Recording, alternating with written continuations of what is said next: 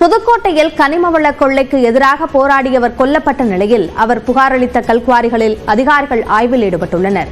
இதுகுறித்த கூடுதல் விவரங்களை நம்முடைய செய்தியாளர் ரியாஸிடம் கேட்கலாம். ரியாஸ், அதிகாரிகளுடைய ஆய்வு குறித்த விவரங்களை பதிவு செய்யுங்கள்.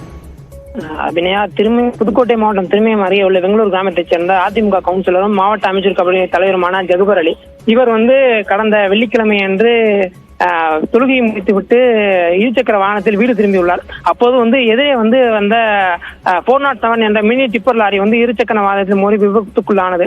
இந்த விபத்துல உடலை மீட்டு அரசு மருத்துவமனை அனுப்பிச்சு வச்சாங்க. அதுக்கப்புறம் மேற்கொண்டு ஜகுபர் திரும்பியும் உள்ள சுற்றுப்புற சட்டவிரோதமாக அதிக கற்களை வெட்டி இருக்கும் குவாரிகள் மீது பல்வேறு வழக்குகளை தொடுக்கும் தொடர்ந்து கனிம வள கொள்ளைகளை தடுக்க போராடி வந்ததாகவும் அதனால்தான் அவர்களை திட்டம் தீட்டி கொலை செய்யப்பட்டதாக இருக்கலாம் என்று கூறியும் இதில் காவல்துறையினர் உரிய முறையில் விசாரணை செய்து இதில் தொடர்புடையவர்களை காவல்துறை கைது செய்ய வேண்டும் என்று வலியுறுத்த நிலையில நேற்று 4 பேரை கைது செய்திருந்தாங்க. மேலும் இந்த விபத்துல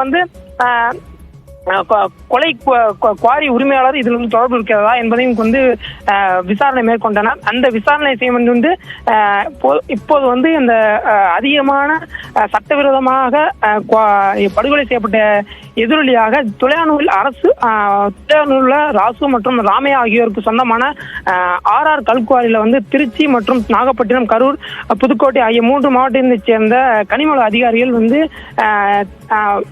அதாவது ட்ரோன் உதவியுடன் கற்கள் வெட்டி எடுத்த பகுதியில் அளவீடம் செய்யும் பணியில் ஈடுபட்டு வராங்க.